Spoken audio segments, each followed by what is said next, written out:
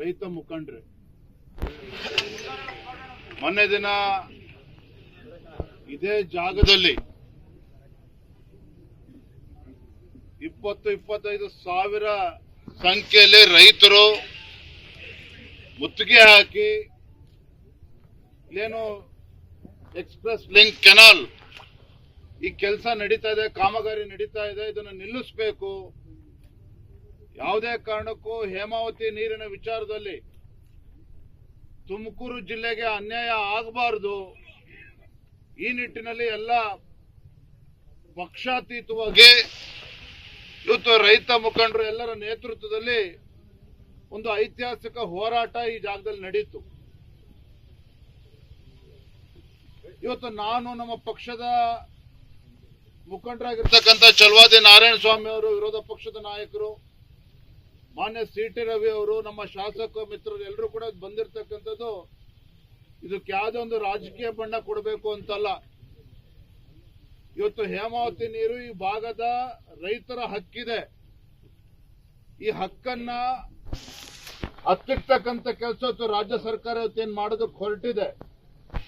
ರೈತರ ಹೋರಾಟವನ್ನ ಹತ್ತಿರ್ತಕ್ಕಂಥ ಕೆಲಸ ಏನು ರಾಜ್ಯ ಸರ್ಕಾರ ಮಾಡ್ತಾ ಇದೆ, ಇದು ಅಕ್ಷಮ್ಯ ಅಪರಾಧ. ಮಾನ್ಯ ಉಪಮುಖ್ಯಮಂತ್ರಿಗಳ ಹೇಳಿಕೆಯನ್ನ ನಾನು ಗಮನಿಸ್ತಾ ಇದ್ದೆ. ಒಂದು ಕಡೆ ರೈತರ ಹೋರಾಟ ಮಾಡ್ತಾ ಇದ್ದಾರೆ, ಇವತ್ತು ರೈತರನ್ನ ಬೆದರಿಸ್ತಕ್ಕಂಥ ಕೆಲಸ ರಾಜ್ಯ ಸರ್ಕಾರ ಮಾಡ್ತಾ ಇದೆ. ರೈತರ ಮೇಲೆ ಎಫ್ಐಆರ್ ರಿಜಿಸ್ಟರ್ ಮಾಡಿ ಅವ್ರನ್ನ ಬಂಧನ ಮಾಡ್ತಾ ಇದ್ದಾರೆ, ಸ್ವಾಮೀಜಿಗಳನ್ನ ಅರೆಸ್ಟ್ ಮಾಡ್ತಕ್ಕಂಥ ಷಡ್ಯಂತ್ರ ನಡೀತಾ ಇದೆ. ಇವತ್ತು ರೈತರ ಹೋರಾಟವನ್ನ ಲೆಕ್ಕಿಸದೆ ಡಿ.ಕೆ. ಶಿವಕುಮಾರ್ ಅವರು ಹೇಳಿಕೆ ನೀಡ್ತಾರೆ, ಯಾವುದೇ ಕಾರಣಕ್ಕೂ ಈ ಎಕ್ಸ್ಪ್ರೆಸ್ ಲಿಂಕ್ ಕೆನಾಲ್ ಇವತ್ತು ಕಾಮಗಾರಿ ನಡೀತಾ ಇದೆ, ಇದು ಯಾವುದೇ ಕಾರಣಕ್ಕೂ ನಿಲ್ಲಿಸೋದಿಲ್ಲ. ಈ ಹೇಳಿಕೆಯನ್ನ ರಾಜ್ಯದ ಉಪಮುಖ್ಯಮಂತ್ರಿಗಳು ನೀಡಿದ್ದಾರೆ. ನಾನಿವತ್ತು ನಮ್ಮ ಪತ್ರಿಕಾ ಹಾಗೂ ಮಾಧ್ಯಮದ ಸ್ನೇಹಿತರ ಮುಖೇನ ಮತ್ತು ಈ ಭಾಗದ ರೈತರ ಪರವಾಗಿ ರಾಜ್ಯದ ಗೌರವಾನ್ವಿತ ಉಪಮುಖ್ಯಮಂತ್ರಿಗಳಿಗೆ ನಾನು ಹೇಳೋದಕ್ಕೆ ಇಚ್ಛಪಡ್ತೇನೆ, ದಯವಿಟ್ಟು ಯೋಜನೆಯನ್ನ ಪ್ರತಿಷ್ಠೆಯಾಗಿ ನೀವು ತೆಗೆದುಕೊಳ್ಬೇಡಿ. ಎಕ್ಸ್ಪ್ರೆಸ್ ಲಿಂಕ್ ಕೆನಾಲ್ ಇದನ್ನ ಪ್ರತಿಷ್ಠೆಯಾಗಿ ತೆಗೆದುಕೊಳ್ಬೇಡಿ. ತುಮಕೂರು ಜಿಲ್ಲೆಯ ರೈತರ ಏನು ಅವರ ಅಭಿಪ್ರಾಯಗಳಿದೆ ಅದಕ್ಕೆ ನೀವು ಮನ್ನಣೆಯನ್ನ ನೀಡಬೇಕಾಗ್ತದೆ. ನೀವು ಏನೇ ಮುಂದೆ ಹೊರಿಬೇಕು ಅಂದ್ರೂ ಸಹ ಇವತ್ತು ಸರ್ವ ಪಕ್ಷದ ಸಭೆಯನ್ನ ದಯವಿಟ್ಟು ನೀವು ಕರೀರಿ. ಈ ಭಾಗದ ರೈತರ ಅಭಿಪ್ರಾಯ ಏನಿದೆ ಅದನ್ನು ಕೂಡ ನೀವು ಆಲಿಸಿ. ನಿಮ್ಗೆ ಯಾವ್ದು ವಿಚಾರ ಗೊತ್ತಿಲ್ಲ ಅಂತೇನಿಲ್ಲ. ಏನು ಈ ಭಾಗದ ರೈತರ ಅಭಿಪ್ರಾಯ ಇದೆ ಇದು ಅವೈಜ್ಞಾನಿಕವಾಗಿದೆ. ಈಗ ತಾನೇ ಸುರೇಶ್ ಗೌಡ್ರು ಹೇಳಿದ್ರು ಅವೈಜ್ಞಾನಿಕವಾಗಿದೆ ಅಂತ ಹೇಳಿ ಎಲ್ಲರ ಅಭಿಪ್ರಾಯ ಕೂಡ ಇದೆ. ಮತ್ತೊಂದು ಕಡೆ ಯಾವುದೇ ಒಂದು ಅಹಂಕಾರದಿಂದ ಯಾವುದೇ ಒಂದು ನಿರ್ಧಾರವನ್ನ ರಾಜ್ಯ ಸರ್ಕಾರ ತೆಗೆದುಕೊಳ್ಬಾರ್ದು. ಯಾವುದೇ ಒಂದು ಅಹಂಕಾರದಿಂದ ನಿರ್ಧಾರವನ್ನ ತೆಗೆದುಕೊಳ್ಳದೇನೆ ಇವತ್ತು ಆತ್ಮೀಯತೆಯಿಂದ ರೈತರ ಜೊತೆಯಲ್ಲಿ ಕೂತು ಈ ಸಮಸ್ಯೆಯನ್ನ ಯಾವ ರೀತಿ ಬಗೆಹರಿಸಬೇಕು ಅದ್ರ ಕಡೆ ಗಮನ ಹರಿಸಬೇಕಾಗ್ತದೆ. ರೈತರ ತಾಳ್ಮೆಯನ್ನ ಪರೀಕ್ಷೆ ಮಾಡೋದಕ್ಕೆ ಹೋಗಬಾರ್ದು ರಾಜ್ಯ ಸರ್ಕಾರ. ರೈತರ ಸಹನೆಯ ಕಟ್ಟೆಯನ್ನ ಒಡೆಯುವ ಮುಂಚಿತವಾಗಿ ಆ ಕಟ್ಟೆ ಒಡೆಯುವ ಮುಂಚಿತವಾಗಿ ರಾಜ್ಯ ಸರ್ಕಾರ ಎಚ್ಚೆತ್ತುಕೊಂಡು ಇವತ್ತು ಸೌಜನ್ಯ ರೀತಿಯಲ್ಲಿ ಎಲ್ಲರನ್ನೂ ಕೂಡ ವಿಶ್ವಾಸಕ್ಕೆ ತೆಗೆದುಕೊಂಡು ಚರ್ಚೆ ಮಾಡಿ ಮುಂದೆ ಏನಾಗಬೇಕು ಅನ್ನೋದ್ರ ಬಗ್ಗೆ ತೀರ್ಮಾನ ಮಾಡಲಿ. ಅದನ್ನ ಬಿಟ್ಬಿಟ್ಟು ಗುಂಡಾಗರ್ದಿ ಮಾಡ್ತೇವೆ, ರೈತರನ್ನ ಹೆದರಿಸ್ತೇವೆ, ಹೋರಾಟಕ್ಕೆ ಇಳಿದಿರ್ತಕ್ಕಂಥ ಹೋರಾಟಗಾರನ್ನ ಬಂಧನ ಮಾಡ್ತೇವೆ, ಸ್ವಾಮೀಜಿಗಳನ್ನ ಹೆದರಿಸ್ತೇವೆ ಅಂತ ಹೇಳಿದ್ರೆ ಈ ಪಾಳೆಗಾರಿಕೆ ಯಾವುದೇ ಕಾರಣಕ್ಕೂ ನಡೆಯೋದಿಲ್ಲ.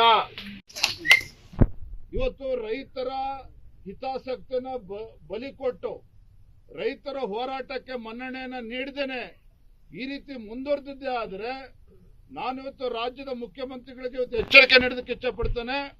ಯಾವುದೇ ಕಾರಣಕ್ಕೂ ಇವತ್ತು ರೈತರ ಹೋರಾಟವನ್ನ ಗಣನೆಗೆ ತೆಗೆದುಕೊಳ್ಳದೆ ಯಾವ ರೀತಿ ಮುಂದುವರಿತಾ ಇದ್ದೀರಿ, ರೈತರು ಬೀದಿಗಿಳಿದಿದ್ದಾರೆ. ಮತ್ತೊಮ್ಮೆ ಬೀದಿಗಿಳಿದಿದ್ದೆ ಆದ್ರೆ ಯಾವುದೇ ಕಾರಣಕ್ಕೂ ನಿಮ್ಮ ಸರ್ಕಾರದ ಬುಡವು ಕೂಡ ಅಳ್ಳಾಡ್ತದೆ. ಹಾಗಾಗಿ ಈ ಹೋರಾಟವನ್ನ ಹಗುರವಾಗಿ ತೆಗೆದುಕೊಳ್ಳದೇನೆ ಇದು ಅವೈಜ್ಞಾನಿಕವಾಗಿದೆ ಎನ್ನುವ ಅಭಿಪ್ರಾಯಕ್ಕಾಗಲೇ ಹಲವಾರು ರೈತ ಮುಖಂಡರು ವ್ಯಕ್ತಪಡಿಸಿದ್ದಾರೆ, ಜನಪ್ರತಿನಿಧಿಗಳೇನು ವ್ಯಕ್ತಪಡಿಸಿದ್ದಾರೆ. ಇದನ್ನು ಅರ್ಥ ಮಾಡಿಕೊಂಡು ಪ್ರತಿಷ್ಠೆಯಾಗಿ ತೆಗೆದುಕೊಳ್ಳದೇನೆ ಅದನ್ನೆಲ್ಲವೂ ಕೂಡ ಬದಿಗಿಟ್ಟು ಎಲ್ಲ ಮುಖಂಡರನ್ನ ರೈತ ಸಂಘಟನೆಗಳನ್ನ ಎಲ್ಲರನ್ನು ಕೂರಿಸಿ ಇದನ್ನ ವೈಜ್ಞಾನಿಕವಾಗಿ ಮತ್ತೆ ಮರುಪರಿಶೀಲನೆ ಮಾಡಬೇಕು, ಆ ನಿಟ್ಟಿನಲ್ಲಿ ಕ್ರಮವನ್ನು ಕೈಗೊಳ್ಳಬೇಕು ಅಂತೇಳಿ ನಾವೆಲ್ಲರೂ ಕೂಡ ಬಂದಿದ್ದೇವೆ. ಇದು ಹೋರಾಟ ಅಂತಕ್ಕಂಥದ್ದು ಪಕ್ಷಾತೀತವಾಗಿ ಹೋರಾಟವನ್ನು ತೆಗೆದುಕೊಂಡಿದ್ದಾರೆ. ಹಾಗಾಗಿ ಇವತ್ತು ಮತ್ತೊಮ್ಮೆ ನಾನು ಈ ಸಂದರ್ಭದಲ್ಲಿ ರಾಜ್ಯದ ಮುಖ್ಯಮಂತ್ರಿಗಳಿಗೆ ವಿನಂತಿಯನ್ನು ಕೂಡ ಮಾಡ್ತೇನೆ, ಆಗ್ರಹವನ್ನು ಕೂಡ ಮಾಡ್ತೇನೆ. ಅದೇ ರೀತಿ ಉಸ್ತುವಾರಿ ಸಚಿವರು ಕೂಡ ಇದ್ರ ಬಗ್ಗೆ ಗಮನಿಸಬೇಕು.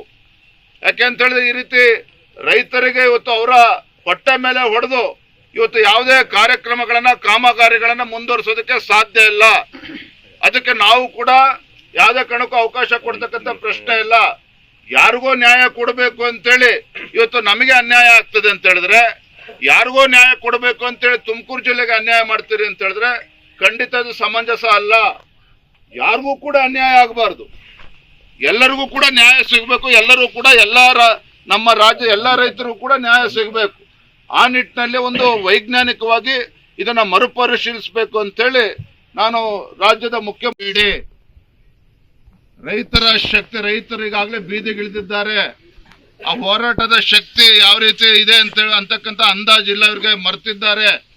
ಇವತ್ತು ಅಧಿಕಾರದ ಅಮಲಿನಿಂದ ಹೊರಗಡೆ ಬಂದು ಇವತ್ತು ರೈತರ ಪರವಾಗಿ ಚಿಂತನೆ ಮಾಡಬೇಕು ಅಂತೇಳಿ ನಾನು ಮತ್ತೊಮ್ಮೆ ಆಗ್ರಹವನ್ನು ಮಾಡ್ತೇನೆ. ಚಲವಾದಿ ನಾರಾಯಣ ಸ್ವಾಮಿ